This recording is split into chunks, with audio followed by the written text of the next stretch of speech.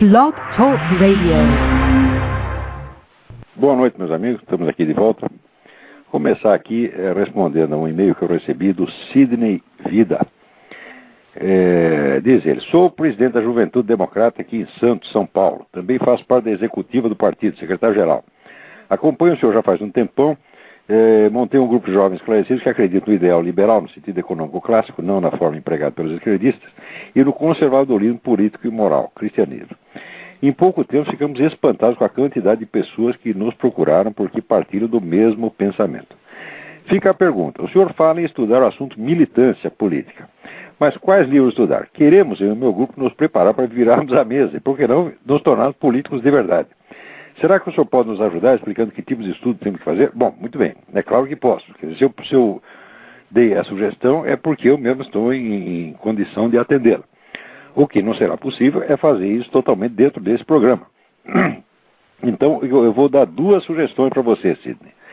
A primeira é o seguinte: você acompanhe as gravações que eu vou deixar no site www.faroldademocracia.org www.faroldademocracia.org. De tempos em tempos eu vou deixar algumas dicas lá desse tipo. A segunda sugestão é o seguinte: reúna um grupo de interessados e venha passar uma semana aqui. Eu te dou um curso de uma semana, em curso intensivo, de graça, dia inteiro. Tá certo? Reúna aí umas 5 pessoas, vocês ficam aqui na minha casa e eu, com todo prazer, direi tudo que tem a dizer aí. Tá certo? Então, você não deixe de me escrever novamente a respeito disto. Agora, enquanto isso, você vai ouvindo aí as gravações do Farol da Democracia. Muito bem. Vamos partir para o outro aqui.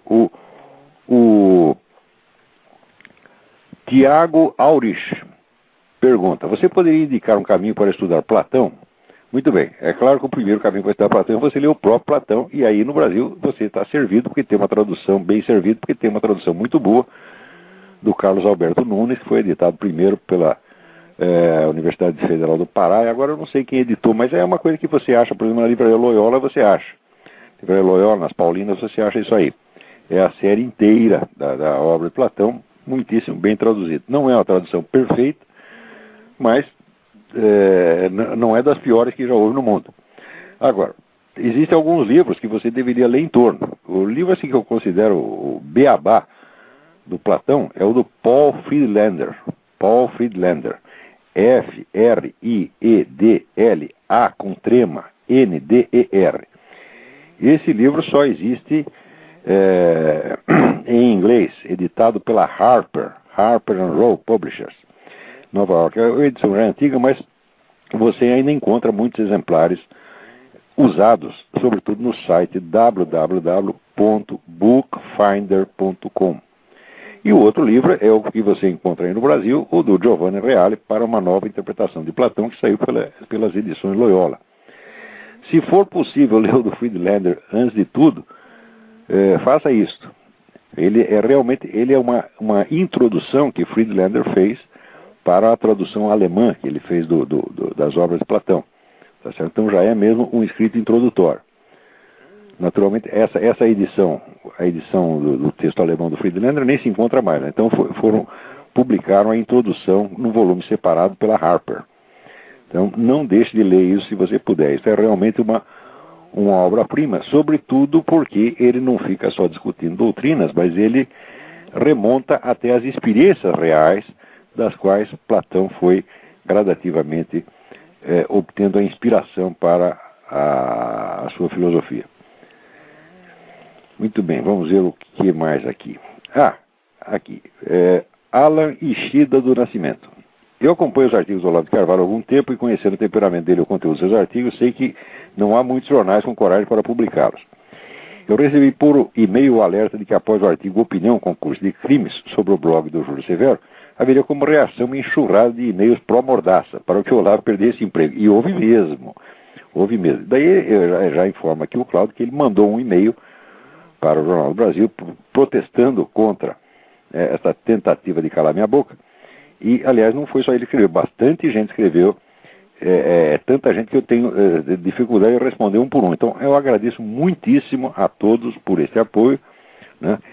E é bom para esse pessoal não saber que está com essa turma do movimento gaysista, saber que não está com essa corda toda, não. Quer dizer, não é esse negócio de, vamos calar a boca dele.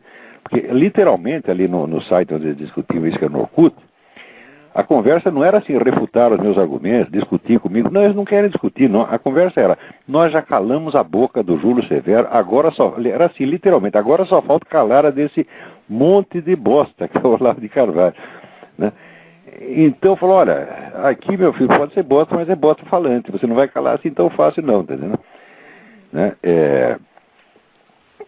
Agora, muito mais gente certamente escreveu a meu favor do que contra. O jornal não está publicando nenhuma cartas, nem as outras. Eu acho que o jornal não quer levantar uma polêmica em torno disso, né? E de fato eu não creio que o jornal tenha pensado um minuto em suspender a minha coluna. As coisas não são tão fáceis assim. Agora, por outro lado, eu recebi um e-mail de um rapaz crente evangélico, me parece uma pessoa sincera, mas que ele coloca umas ideias que me pareceram meio esquisitas. A primeira coisa que ele disse, não, eu acho que o único jeito de acabar com isso é criminalizar o homossexualismo antes que eles nos criminalizem, né?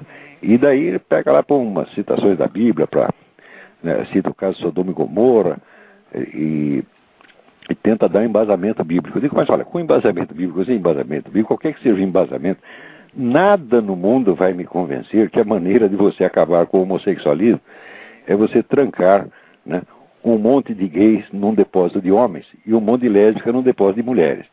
Isso é uma das ideias mais extravagantes que eu já vi, tá certo? Quer dizer, só no enunciado da ideia você já vê o absurdo intrínseco dela. Em segundo lugar, existe o aspecto de que, você veja, se a pregação religiosa não é capaz, né, de inibir nos fiéis o desejo de pecar, e se você tem que recorrer à polícia, o que você está fazendo? Você está confessando que a palavra de Cristo, sem o braço de César, é impotente. Em terceiro lugar, sempre que você pede para prender alguém, você está usando o aparelho de Estado, tá certo? E o grande perigo, vamos dizer, para a religião no mundo moderno não é o homossexualismo, é justamente o aparelho de Estado. Quer dizer, quanto mais você contribuir para fazer crescer esse monstro, mais você vai ter problemas. Eu digo, olha, de fato, você pode até achar que o homossexualismo é uma praga, é um negócio. Eu não acho, eu não vejo a coisa assim, eu não acho isso tão grave socialmente. O que é grave é a política baseada nele, que está servindo para quê? Para aumentar o poder do Estado. É sempre a técnica desses movimentos, eles inventam um perigo imaginário. O perigo imaginário agora é como é que se diz, a onda de violência anti-homofóbica. Quando você vai ver os números, é ridículo. O número de crimes por motivo comprovadamente homofóbico é nada dentro dessa tempestade de homicídio que tem no Brasil, que é 50 mil por ano. O número de crimes homofóbicos é 0,03%, é nada, né? Então, você criar um movimento político baseado nisso, querer fazer uma lei específica para proteger esta comunidade, é claro que é um exagero caricatural. Mas os caras sempre fazem isso, eles inventam um risco, quase sempre imaginário, tá certo? E quando não é imaginário, é pelo menos muito aumentado, e daí já cria um movimento para inventar uma lei e criar órgãos policiais especializados, órgãos judiciais especializados, enfim, aumentar o poder da burocracia estatal, que é o poder deles mesmos. Agora, se você, sendo evangélico, você é pretexto de fazer exatamente o contrário, você quer fazer a mesma coisa, também aumentar o poder do Estado, então o que você está fazendo, você está opondo a uma loucura, outra loucura. Tá certo? Então, olha, eu sinceramente, eu prefiro que o Brasil inteiro vire gay, todo mundo, né? Que isso aí virou uma imensa passeada gay, do que aumentar 1 milímetro o poder do Estado. Você está entendendo?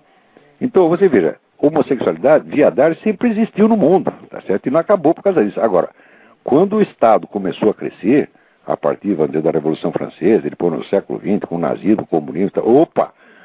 Daí veio o fenômeno chamado genocídio, que já virou arroz com feijão. Nós vivemos no meio do genocídio permanente, inclusive genocídio de cristãos. Sabe que agora até diminuiu um pouco, mas durante a década de 90, estava morrendo 100 mil cristãos por ano. Tá certo? Tem perseguições religiosas, não em países governados por gays, mas em partidos governados por regimes onde o homossexualismo é crime. Quer dizer que o negócio, o fato do governo perseguir o homossexualismo não quer dizer que ele vai refrescar para os cristãos, não. Estão lá os ayatolá matando gay, matando cristão também, tá certo? Então, quer dizer, você vê que o problema nunca é esse cristianismo versus homossexualismo. Você tá nivelando duas coisas que não estão no mesmo nível, entendeu? Existem muitos homossexuais que são cristãos, e não é que, e vamos dizer, e mesmo que você fique dando a vida inteira, você é pior que o Luiz Motta. O Luiz Motta deu para 500, está lá o homossexual cristão, deu para 501, você está entendendo? O que importa não é que ele pare de dar, o que importa é que ele confie na promessa do nosso Senhor Jesus Cristo e peça ajuda e peça, como é que se peça diariamente para o Cristo. É só isso que importa. Se ele é viado, se é sadomasoquista, ou se é maluco, isso não vem ao caso, você está entendendo? Você está aqui lutando para conquistar as almas das pessoas e não os seus traseiros, está entendendo? Então é esse que é o ponto, está entendendo? Então, não temos que combater o negro porque ele é gay, não. Nós temos aqui que fazer com que o sujeito seja cristão. Eles perguntam, mas eu sou gay, sou homossexual. Falo, meu filho, eu não posso fazer nada, eu não sei como é que tira você desse negócio. E, portanto, eu não vou mandar você sair. Eu nunca mando ninguém fazer o que eu não sei fazer. Se você disser, como é que faz para o sujeito deixar de ser gay? Eu falo, eu não tenho a menor ideia. Então eu não posso mandar ele parar, você está entendendo? Eu digo, mas Jesus Cristo pode. Então, se você quer sair, você pede para Jesus Cristo, não pede para mim. Tá certo? Agora, se você, no fundo, você percebe que você não quer sair, tá certo? Você diz, olha, Deus, eu não posso prometer que eu vou largar isso, porque no fundo eu estou querendo ainda, né? Mas você, se você quiser, inspira uma ideia melhor para mim, me põe no caminho mais correto, me diz o que você quer. Olha, a gente tem a vida inteira para aprender, você está entendendo? E Deus, Deus é muito velho, você está entendendo? Deus não está com pressa de coisa nenhuma. Deus é paciente, Deus é longânime, Deus é magnânimo, tá certo? Então você peça a solução para Deus. Agora, não vem pedir para mim, como é que eu faço? É mais fácil ensinar aqui, ó, quero aprender Platão, como é que faz? Aí eu sei, agora eu quero deixar de ser viado. Eu não sei como é que faz, pô. Não tem essa mágica. E o crente que fica condenando os caras também não tem essa mágica, tá entendendo? O que ele pode fazer é orar, pedir a Jesus Cristo que ajude aquela pessoa, tá entendendo? Tá certo? Então, isso é tudo. Agora, esse negócio de criminalizar o homossexualismo, olha, vocês não sabem disso, mas eu já morei num país onde o homossexualismo era crime. Na Romênia, o homossexualismo era crime. Tanto que eu só vi 2 viados na Romênia, os dois únicos viados que tinha em Bucareste estavam na Embaixada do Brasil. O resto não tinha um, você tá entendendo? E, no entanto, com todo esse moralismo, era uma das sociedades mais corruptas e mais podres que eu já vi. Era um lugar onde você não conseguia nada a não ser na propina, entendeu? Então você vê que esse negócio de perseguir o homossexualismo não resolve nada. Ademais, por enquanto não existe, vamos dizer, o fenômeno da homofobia, como ele descreve, não existe. Quer dizer, a homofobia é um impulso assassino, de querer matar os caras, querer perseguir, não existe. Mas se essa tua ideia pega, aí vai existir mesmo. Então o que é? Tá todo mundo louco nesse país, porra? Tá todo mundo querendo botar os outros na cadeia? Né? Porra, eu por mim me contentava em colocar a cúpula do PT, você tá entendendo? E a turma da Farc, tá? Põe esse na cadeia, o resto fica fora, os viados tudo fora, vai lá fazer passeata gay, vão brincar, não cometam crime, tá certo? Não ofendam a nossa fé, você tá? Respeitem, tá? Então pronto, é só isso. Agora, se quiser a nossa ajuda até para tu mudar de vida, a gente pode orar por você, é tudo que a gente sabe fazer, tá certo? E é tudo que eu sei fazer, e olha, o rapaz escreveu essa carta, você não sabe mais do que eu não. Vamos lá. Agora aqui tem um negócio grave, entendeu? O responsável pelo site www.escolasempartido.org, né, tem aquele velho episódio que ele denunciou, através de um artigo da Miriam Macedo, denunciou umas apostilas que eram usadas lá nesse sistema COC de ensino. Tá certo? Se o negócio já se chama COC, você sabe o que quer dizer COC em inglês? Poderia mudar esse nome, isso é uma indecência. Né? Então, você lê isso aqui no estado do sistema COC de ensino, digo, opa, cuidado aí, é muito perigoso. Então, muda esse nome aí, mano. Que é isso, pô. Então, denunciou uma apostila lá que descrevia, que era uma apostila de propaganda comunista ostensiva, e descrevia os empresários, né? O dia a dia do empresário, onde assim ele aproveitava, criava prejuízo para os outros, explorava, né? Trapaceava, depois ia atrair a mulher. Então, quer dizer, é um retrato medonho do empresário. Bom, eles denunciaram isso, daí o que fez o cara do Sistema Coca foi lá, processou o Escola Sem Partido. Quer dizer, o dono desse negócio chama-se, como é? Chaim Zayer. Chaim Zayer. É o dono do Coque. Então, eu estou falando, muda esse nome, não consigo falar isso sem... Né? Ler isso aqui nos Estados Unidos é um negócio medonho. Então, o dono do Coque foi lá e processou o Escola Sem Partido. Olha, espera um pouquinho. Dentro da escola dele, ensina que os empresários são assim. Ele, Chaim Zayer, é pessoalmente um empresário. Então, quer dizer o seguinte, ele concorda com essa apostila e não quer que ninguém desminta. Então, quer dizer, o senhor, seu Chaim, o senhor está vendo nesse negócio o retrato do senhor mesmo. E o senhor não admite divergência. E o senhor diz que isso vai criar prejuízo, né? Prejuízo financeiro para a sua instituição. Quer dizer, o senhor prefere que as pessoas dentro da sua instituição xinguem o senhor mesmo? Diga que o senhor é trapaceiro, quero dizer, desde que o senhor não pare de ganhar dinheiro com isso? Quer dizer, que tipo de moralidade é a sua? Hã? O senhor prefere ser xingado, humilhado, caluniado, difamado, tá certo? Você pode não parar de ganhar dinheiro? Olha, o dinheiro é importante, mas não é tão importante assim. O senhor deve cuidar primeiro da sua honra. Porque o que estão falando dentro da sua escola é contra o senhor mesmo. E mais, contra todos os pais de aluno, porque ali a maior parte é um colégio caro, a maior parte ali é filho de empresário. Então, o que esses comunistas estão falando lá dentro é falar mal de todos vocês, tá? E estão inventando coisa contra vocês, porque eu não acredito que vocês sejam tão ruins assim. Agora, você, em vez de corrigir, tá certo, este agente infiltrado, este vagabundo que vai lá, que se prevalece da sua confiança para fazer propaganda comunista lá dentro, você vai e processa a Escola Sem Partido? Ora, meu Deus do céu, não tem vergonha?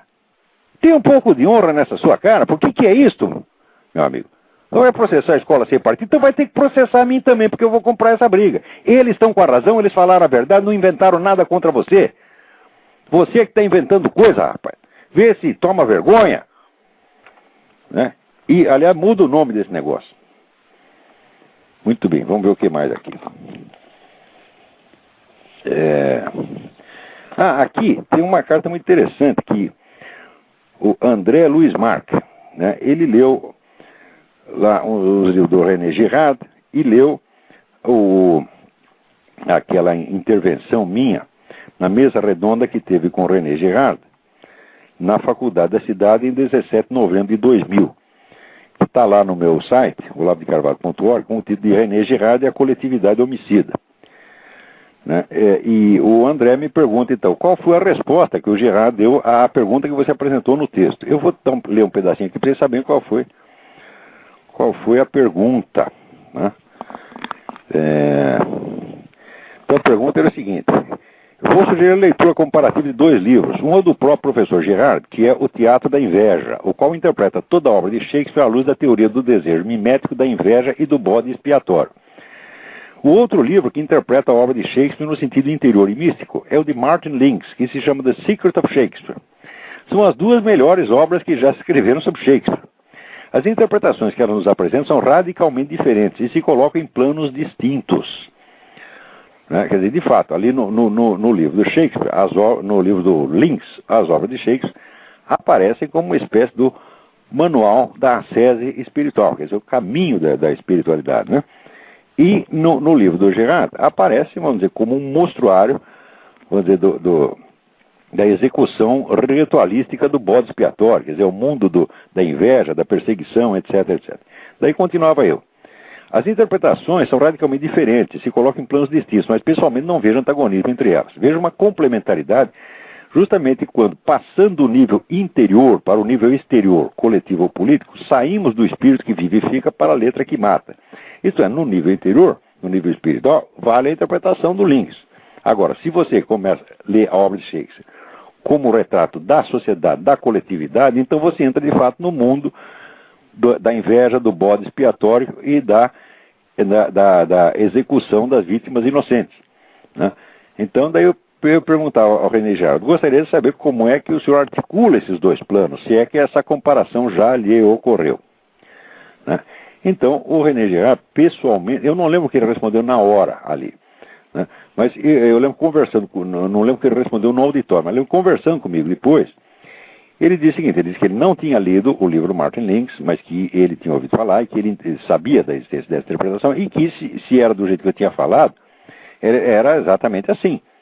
Quer dizer, quando você passa do espírito que vivifica para a letra que mata, você está passando da interioridade humana para aquilo que a Bíblia chama de o mundo. O que é o mundo? O mundo não é o universo no sentido físico, o mundo é a sociedade, é o mundo do falatório, tá certo? É o mundo da disputa de poder, etc, etc.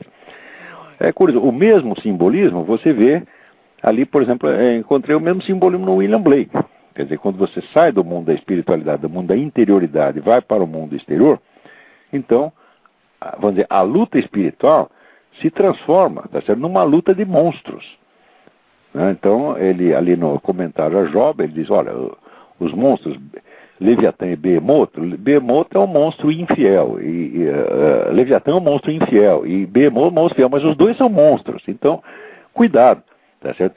Ora, a ilustração disso é esse negócio que a gente estava vendo agora mesmo, quer dizer, os gays querendo botar os cristãos na cadeia, né? E, felizmente, só um cristão apareceu com essa ideia de botar os gays na cadeia, mas essa ideia até existe, quer dizer, não... Ela é esdrúxula para a maioria dos cristãos, mas basta ter essa ideia numa cabeça que você vê que esse negócio já existe como possibilidade. Então, e existem sociedades que de fato fazem isso. Botam os gays na cadeia e até matam. Só que agora a coisa mais engraçada que eu acho é o seguinte, né?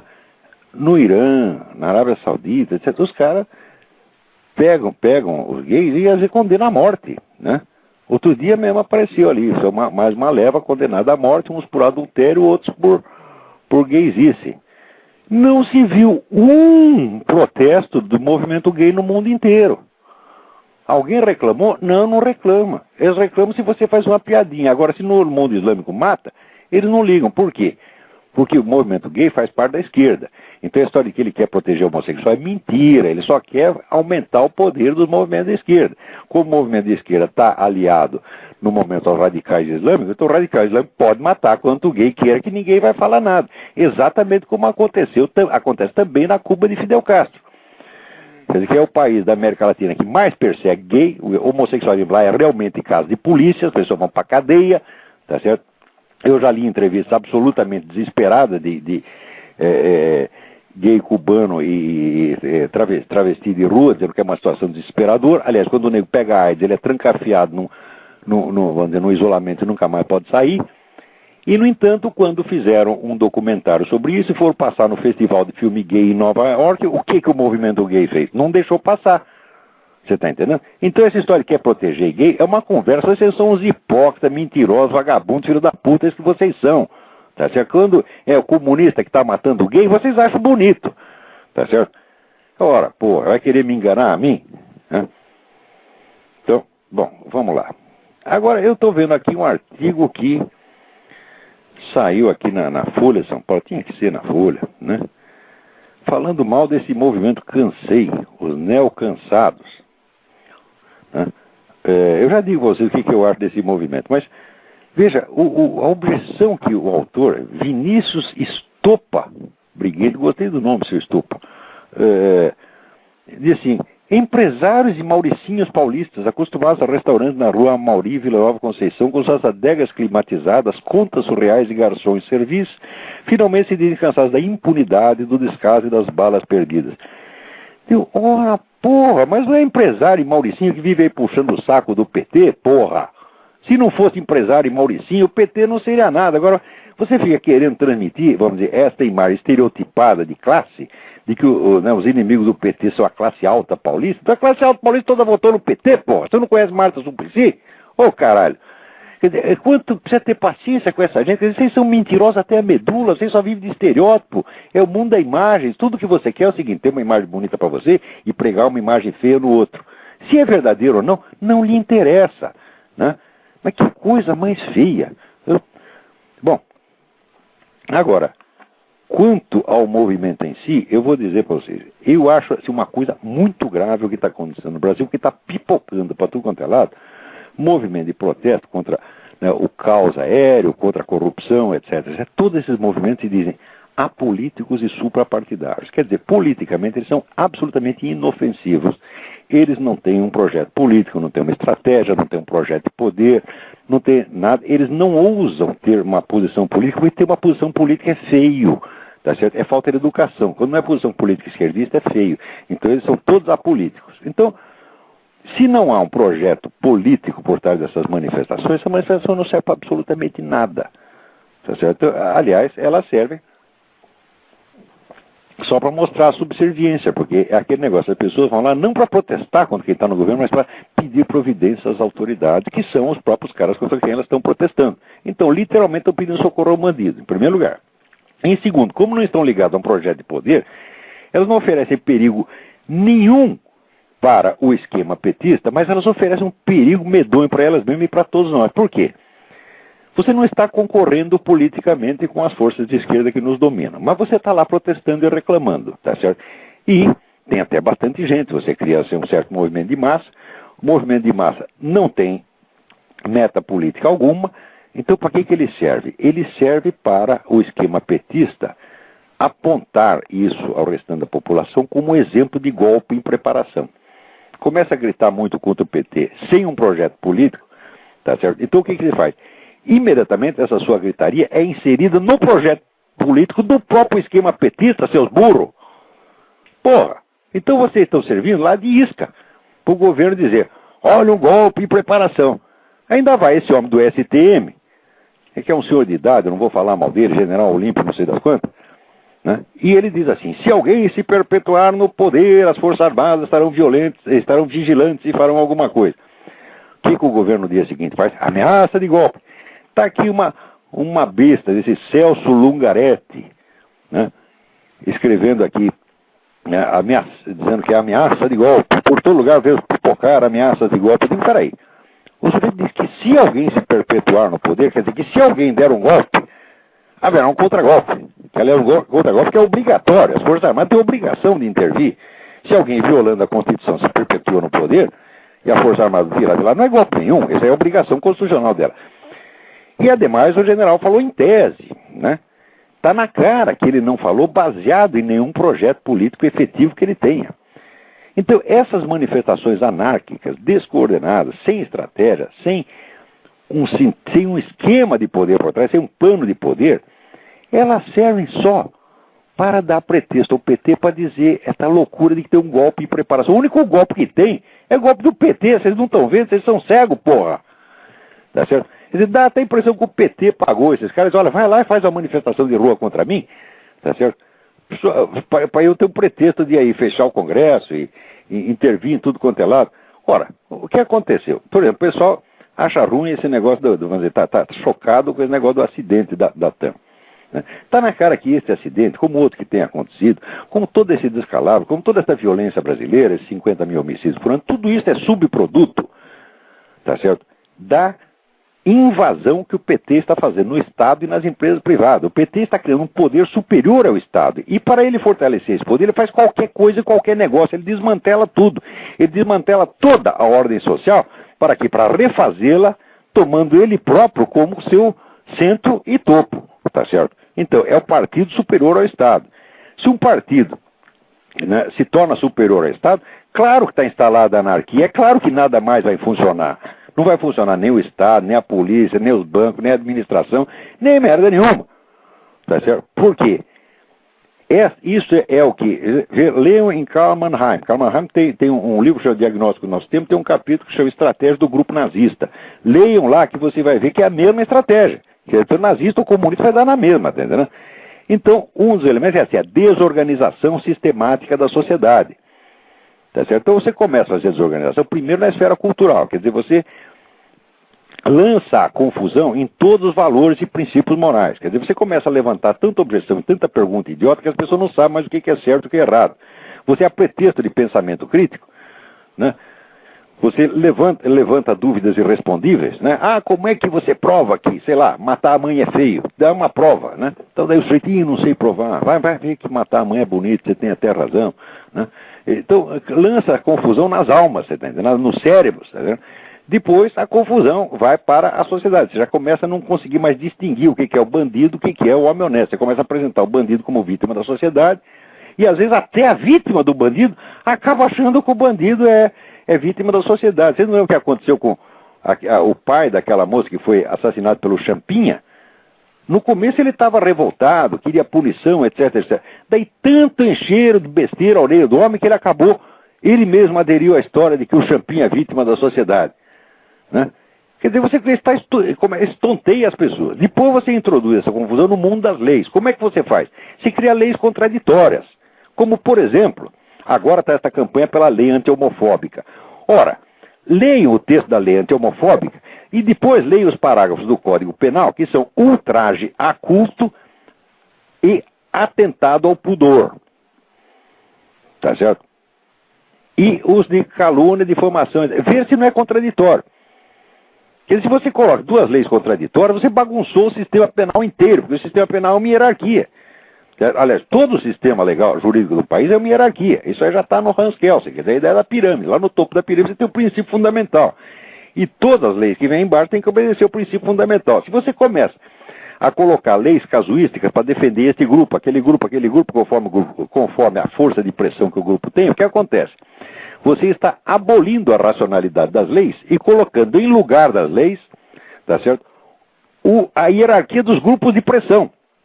Quando chega aí, a sociedade já está toda bagunçada e não é de estranhar que caia avião para tudo quanto é lado, que tenha apagão, tá certo? Que tenha 50 mil homicídios por ano. Ora, a negócio de apagão, você quer saber a origem do apagão? Eu digo, olha, 20 ou 30 anos atrás, não lembro exatamente, mas algo assim, de 20, 25, eu conheci o pessoal comunista que trabalhava na Eletropaulo, tá certo? E eles diziam o seguinte, olha, esse pessoal que está aí, eles não imaginam a nossa força, eles não sabem o que nós vamos fazer daqui a pouco. Espera uns anos que você vai ver, nós vamos aprontar o apagão, o grande apagão nacional. Foram eles que inventaram esse termo apagão. Mais tarde acontece o fenômeno, até com esse nome, e ninguém sabe de onde veio. E tem gente que ainda tem a cara de pau de achar que é tudo uma coincidência. Tudo isso é planejado, meu Deus do céu. Apagão aéreo, queda de avião, 50 mil homicídios por ano. Então, estude um pouco de história. Vejam como se faz uma revolução comunista e vocês vão ver o que está acontecendo no Brasil. Larguem de ser burros. Agora, acontece o seguinte, o brasileiro não lê livro. O brasileiro vai pela impressão. Ele vai no eu acho o quê? Você está entendendo? Sujeito, um dia, graças a Deus eu não tenho encontrado muito brasileiro. Porque senão eu já estaria na cadeia. Porque cada um chegasse assim, eu acho o quê? Eu já ia sair de porrada na cara do desgraçado. Porque eu já estou velho, não tenho mais paciência com gente burra e que quer continuar sendo burro. Né? E o burro que está lá apanhando, só se estrepa, os outros sobem em cima dele, tomam tudo que ele tem, humilham, e ele ainda continua teimando, né? Ele tem orgulho da opinião. Né? Eu digo, porra, o que é isso, meu Deus do céu? Né? Eu digo, tu é gay? Não. Então por que tu tá orgulhoso de ficar de 4? Porque o orgulho gay, é isso aí, o sujeito dá e tá orgulhoso. Fala, bom, mas é a cabeça dele, é a opinião dele, não podemos fazer nada disso. Mas você tá aí, está sendo ferrado, tá certo? E continua com um negócio de orgulho? Digo, tu já tá no chão, rapaz, já pisaram em cima de você, cuspiram, cagaram em cima de você, e você ainda tá lá querendo bancar orgulhoso? Que estupidez é essa? Seja um pouco humilde, aprende com quem estudou, tá certo? Lê os livros que eu estou te falando, tá certo? Ora, meu Deus, esse negócio de comunismo, eu estudo esta coisa, vai fazer 40 anos. Tudo isso está acontecendo no Brasil, eu digo, é um filme que eu já vi, eu já sei quem mora no fim. Tá certo? Porque todas as revoluções comunistas são feitas assim. Agora, hoje tem umas diferenças específicas. Quer dizer que a economia do mundo mudou muito, a estratégia do movimento comunista também mudou muito.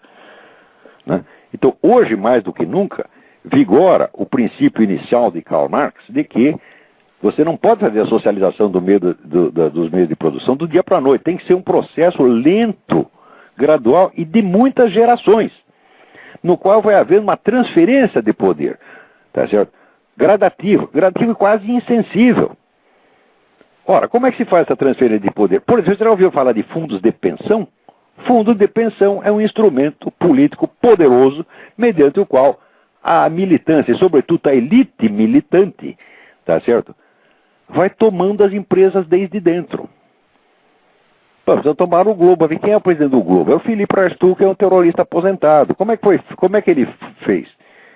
Né? Vai comprando ação, junta um grupo, vai comprando ação, daqui a pouco a empresa é dos comunistas mesmo, porra. Tá? Então, isto mostra para vocês que o problema da tomada da socialização dos meios de produção não é a essência do movimento socialista, a essência é a transferência de poder político, tá certo? Da classe proprietária, da antiga burguesia, para a intelectualidade ativista. Se vai ou não vai socializar os meios de produção, isso nós deixamos para decidir depois, nós vamos ver se é vantagem. Tá entendendo? Talvez nem socialize nunca. Tá entendendo? Quer dizer, eles querem fazer o capitalismo, não precisa nem fazer o socialismo, basta fazer o capitalismo deles, que é um capitalismo controlado, tá, não só pelo Estado, mas por esses grupos de pressão comunista, eles ficam até contentinhos com o capitalismo e nem querem mais acabar com ele. Quer dizer, o problema do comunismo não é um problema econômico, meu Deus do céu. É um problema de poder político, de liquidação das liberdades públicas, de opressão generalizada e, sobretudo, de mentira e loucura para tudo quanto é lado. Tá certo? Agora, você pega esse empresariado brasileiro, o que é empresariado brasileiro?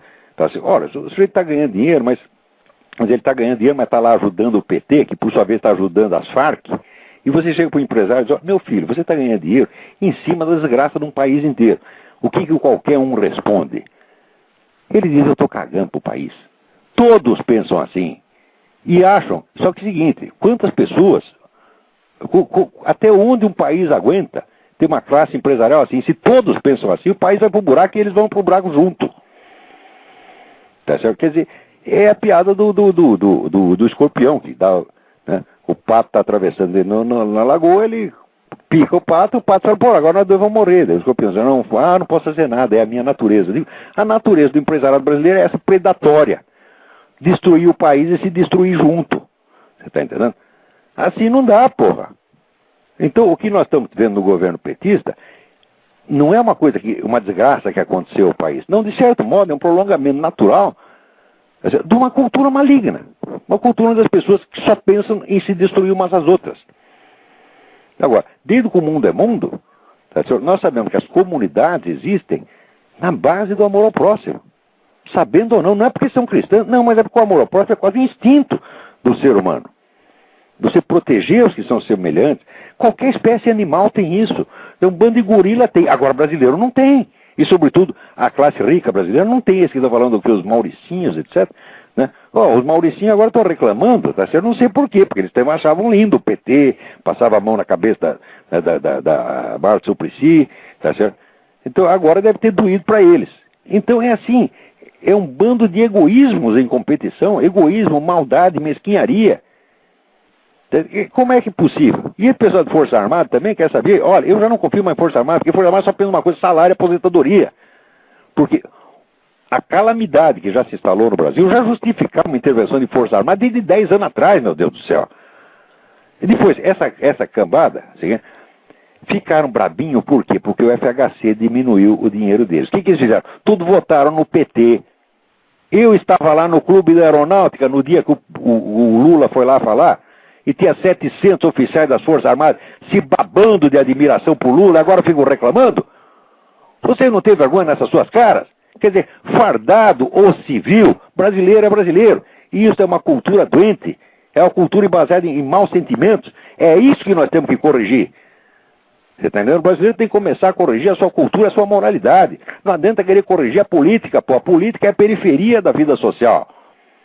O coração da vida social é a religião, a moral, a cultura, os símbolos, a imaginação, os sentimentos que as pessoas têm. É aí que tem que começar a agir. É aí que tem que consertar o Brasil. O Brasil está doente aí, não é em Brasília que ele está doente, não. Quer dizer, a política do PT me parece, na verdade, uma expressão muito legítima da cultura nacional. Tem alguém na linha. Vamos lá. Olá, alô? Quem é? Boa noite, Olavo. Tudo bem? Meu nome é Fernando. É o Fernando. Fernando, tudo bem? Isso, beleza. Eu sou o moderador da comunidade Fora Lula, do Orkut, e eu queria aproveitar a sua audiência aí para dizer que a internet é o único espaço democrático que a gente tem. Por enquanto, Enquanto eles não mexem lá, Porque é o único espaço que a gente pode dizer o que pensa e é graças à internet que a gente está organizando, inclusive. Sem sombra de dúvida. Agora é o seguinte, eu sou inteiramente a favor do fora Lula. Agora não é fora Lula. Fora Lula, fora o PT inteiro, fora a esquerda revolucionária inteira. Não adianta tirar Lula, tem que tirar um negócio chamado Foro de São Paulo. Sim, a nossa comunidade prega exatamente isso, que é fora a esquerda em geral, né? É isso mesmo. Não é esquerda geral. Se existir esquerda democrática, se provar que é esquerda democrática, porque existe até isso. Você está entendendo? Mas esquerda democrática é aquela que não aceita o Foro de São Paulo. Tem alguém na esquerda que é contra o Foro de São Paulo? Não tem. Então são todos revolucionários. Sim.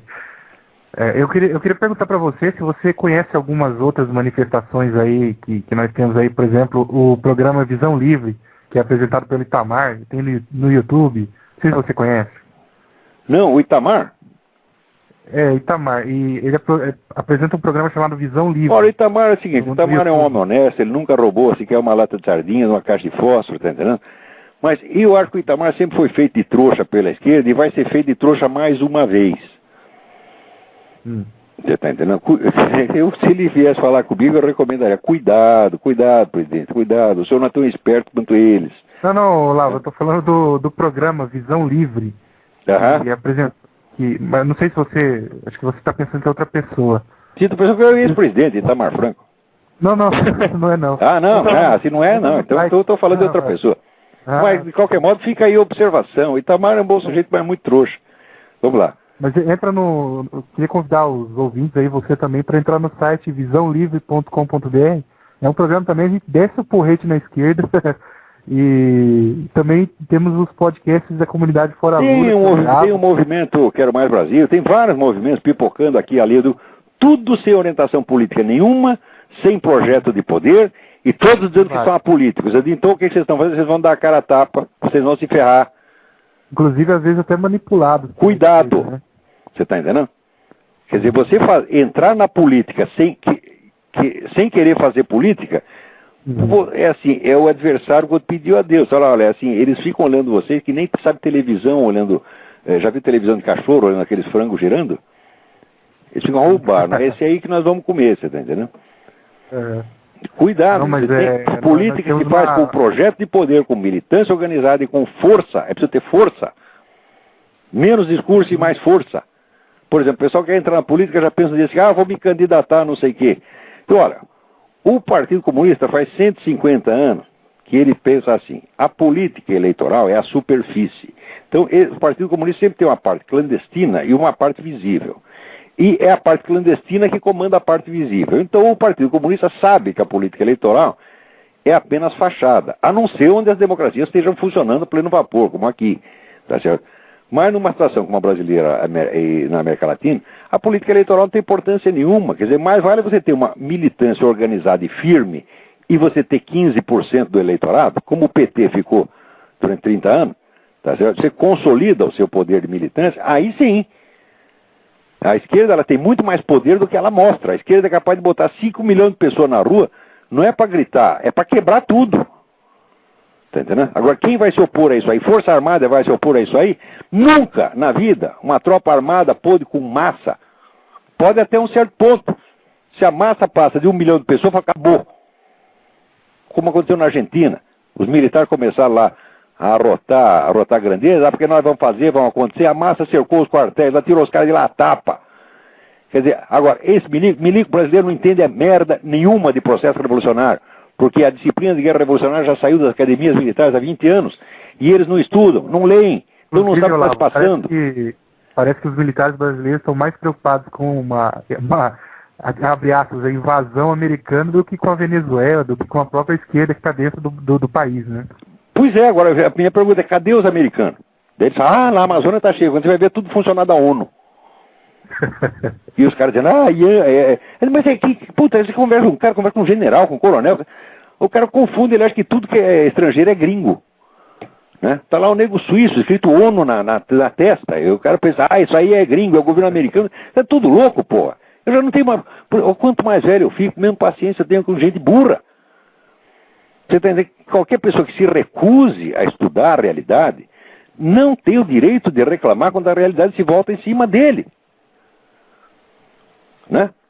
Não dá para ter paciência com isso. Você sabe aquela piada do sujeito que investir, todo dia rezava pedindo pro anjo da guarda dele fazer ele ganhar na loteria? E rezava. Um dia aparece o anjo e fala, pô, tá bom, eu te dou, você vai ganhar a loteria, mas pelo amor de Deus, pelo menos uma vez você compra um bilhete. Entendeu? Quer dizer, se você não faz nada para que as coisas aconteçam como você quer, você não pode reclamar que elas aconteçam ao contrário. Agora, a primeira coisa para você conseguir fazer as coisas sucederem do jeito que você quer é você estudar a realidade. Agora, você fala para o brasileiro, olha, aqui você tem que ler tais livros, assim, o sujeito já acha ruim. Ele pensa em ler o livro, ele já passa mal. E ele tem complexo de inferioridade. Fala, ah, você quer me humilhar, porque você lê o livro e eu não leio. Você, né, você é intelectual, quer me humilhar. Pronto! Começa com esse complexo lulista, né? De que eles acham que cultura é luxo, cultura é coisa de Mauricinho. Eles todos são Mauricinho, né? Mas daí aparecia eu que sou um pé rapado, que li mais livro que eles acham que o Mauricinho sou eu. Então inverteu tudo. Até no Brasil tinha gente que me confundia com Olavo Monteiro de Carvalho. Ele leu mais de 3 livros, só pode ser banqueiro.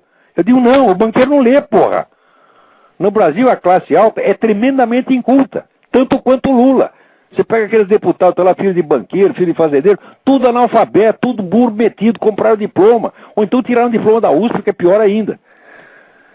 Agora chega o Lula e fala, não, nós não podemos falar inglês, falar inglês é feio, eu tenho que falar português. Então por que não fala português, desgraçado? O que estou falando é lulês. Então o problema do Brasil é esse desprezo pelo conhecimento. Mas o conhecimento é a nossa via de acesso à realidade objetiva. O conhecimento não é para você ficar ostentando, para você mostrar que bacana. Não, você precisa estudar, tá certo? Para você salvar sua vida, porra. As pessoas não entendem isso. Eu li sobre essa do inglês aí, eu não acreditei. Eu falei, não, me passa a fonte, isso aí não é possível que o cara fale uma coisa dessa. Quer dizer, o homem acha que o que ele fala é português, porra. E quem é que vai tirar isso da cabeça dele? Então, é o seguinte, esse movimento, eu apoio todos eles. Eu acho que está tudo certo, só faltando a cabeça. A cabeça é o seguinte, objetivo político, ideologia anticomunista, combate ao Foro de São Paulo, não ao Lula. O Lula chegou aí agora, o Foro de São Paulo está aí há 17 anos e ninguém fez nada, porra. São 180 organizações roubando, matando brasileiro. Tá certo? E aí essa putada toda, esse seu Otávio Frias, seu João Roberto Marinho, todo mundo escondendo isso. Né? O pessoal da Veja, todos eles ajudaram a esconder. Se o Arnaldo Jabor, vai ver, procura as colunas do Arnaldo Jabor. O Arnaldo Jabor, quando dá um peido anti-Lula, todo mundo acha que é um herói nacional. Procura a expressão Foro de São Paulo nos artigos do seu Arnaldo Jabor, vai ver que ele nunca falou disso, que é um covardão. Tá certo? Ora, porra. Olavo, você, é o seguinte, por exemplo, concordo com você que esse pessoal aí que tá com a cabeça já, o cara já podre, tanto comunismo, não compensa nem respeitar uma pessoa dessa, nem tentar convencer ela do contrário. Mas será que o foco nosso não seria importante, por exemplo, tentar esclarecer na cabeça das pessoas que ainda não foram contaminadas por tudo isso, o mal... Olha, presta atenção, qualquer coisa de ruim que o governo Lula faça não será tão ruim quanto a aliança que ele tem com as Farc. A aliança que foi celebrada no Foro de São Paulo, poucos meses antes do Lula ser eleito presidente, onde a Assembleia, presidida pelo Lula, hipotecava total apoio às Farc e condenava como terrorismo de Estado tudo que o governo da Colômbia fez, qualquer combate que o governo da Colômbia movesse contra ela. Isso foi o maior crime. Outra coisa, as reuniões secretas que o Lula teve com essa gente do Foro de São Paulo, são crime. Esses crimes são os crimes maiores. Agora, roubou um dinheirinho aqui, fez um mensalão, o pessoal reclama contra isso. O que é cair um avião com 200 brasileiros se morrem 50 mil brasileiros por ano, graças ao narcotráfico, enquanto isso está lá o governo passando a mão na cabeça das Farc e ninguém fala nada. O pessoal reclama do avião, por que os brasileiros reclamam do avião e não reclamam do Foro de São Paulo? Porque é um povo de covardes. Então eles preferem falar do probleminha, porque o problemão é grande demais, eles têm medo. Exatamente. É horrível isso, horrível. Não fala sobre isso, né? Isso que é o problema. Todo mundo, ninguém quer falar, não vamos falar sobre isso. Porra. Então você merece o PT, você merece pior que o PT, você merece o Fidel Castro, porra. Agora, coitado desses cubanos que foram fugir logo pro Brasil. O Brasil é capaz de devolver eles, porra. Tinha que fugir pra cá. Eles pensam que Miami é aí, porra. Né? Isso aí é que nem meus antepassados que disseram pra eles que eles estavam indo pra América. Era América, só que era América Brasil, né? Coitados portuguesinhos. Não melhorou muito. Escuta, tem mais gente na fila aí pra falar. Tudo bem, obrigado, Olavo. Então, de qualquer maneira, parabéns, vão em frente com esses movimentos, mas pelo amor de Deus, raciocinem politicamente. Não, a gente tá no caminho certo. Tá bom. Não. Agora já saiu o sujeito da linha ou o seguinte que tá. Agora tem uma carta aqui do Fábio, né? Ele cita o parágrafo que saiu do meu artigo. O parágrafo diz o seguinte: a estratégia no caso do marxismo seria impotente para obter resultados tão animadores se não fosse secundado por uma técnica não é sutil e maravilhosa, que é de camuflar as ações e os efeitos da própria militância marxista sob a aparência de forças sociais impessoais que, hipostasiadas, posam então de agentes da história no lugar dos agentes de carne e osso a serviço dos movimentos revolucionários.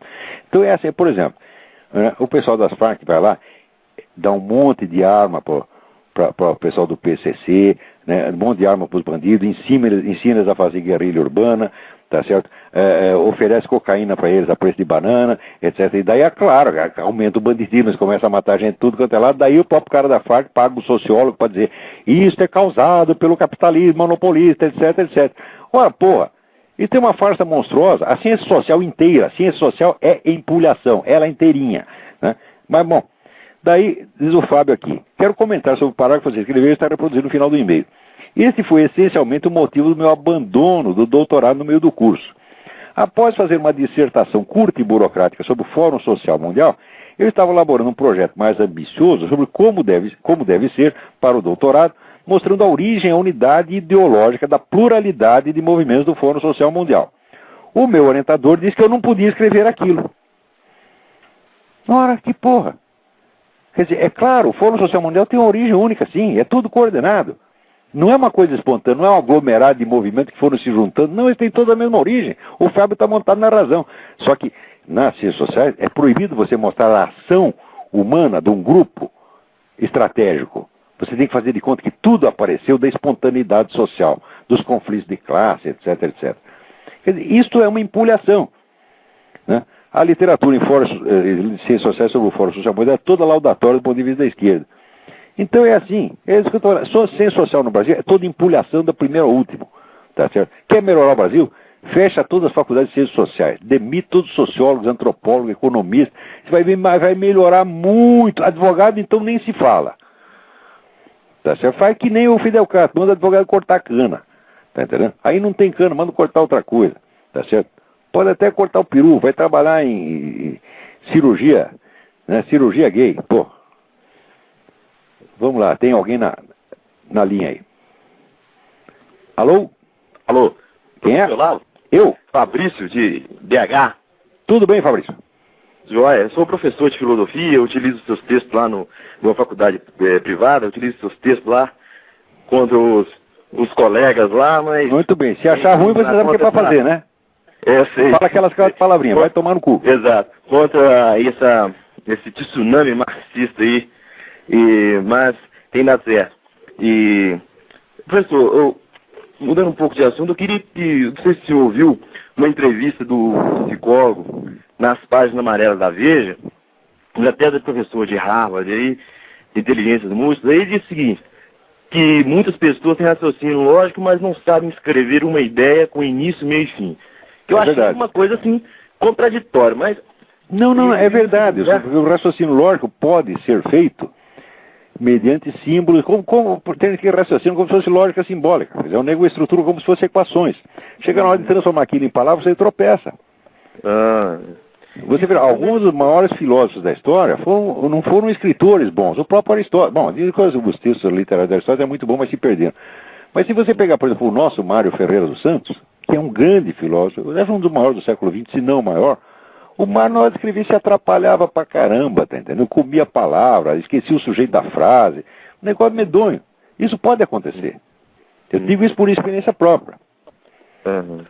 E no segundo ele aproveitou, acho que ele aproveitou para fazer propaganda, né? Sem saber que o Bush não é grande como fazer propaganda, que não é tão conservador assim, não fazer propaganda contra o Bush, dizendo... mas isso aí, os caras aproveitam, olha, se você vê aqui, propaganda de papel higiênico, né? O sujeito tá lá, papel higiênico, né?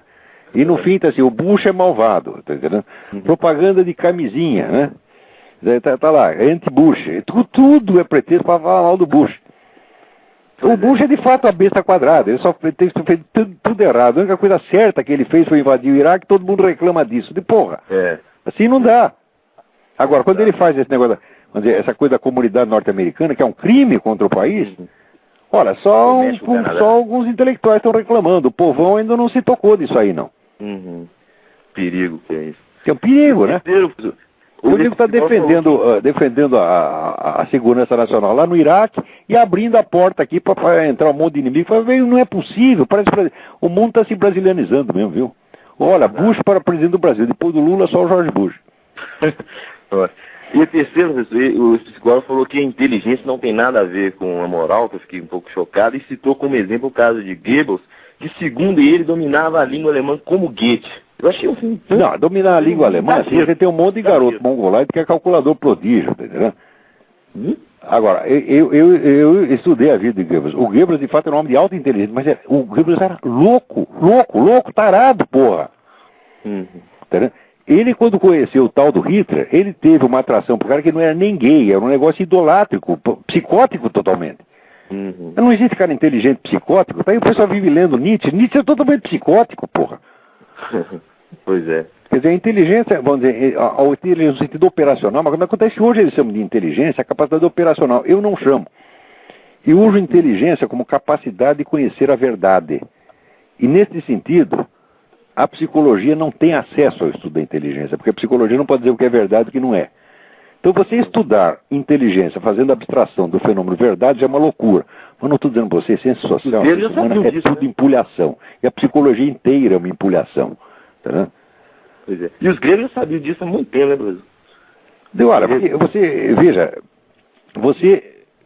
eles, por exemplo, acreditam que existem vários tipos de inteligência. Existe uma inteligência verbal, uma inteligência matemática, etc. Bom, muito bem. Mas acontece que todas essas, elas só são inteligências mesmo quando elas captam o que é verdade. Porque para errar, não é uma atividade da inteligência, é uma atividade apenas da função de que ela se serve, que pode ser a imaginação, pode ser o raciocínio lógico, etc. O raciocínio lógico pode errar tanto quanto a imaginação pode errar, tá entendendo?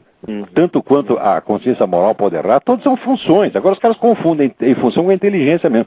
Procura um texto meu que está na minha página, que chama Inteligência, Verdade e Certeza, que eu estou explicando exatamente isso. Os caras falam, eles não têm mais ideia do que é inteligência, meu Deus do céu.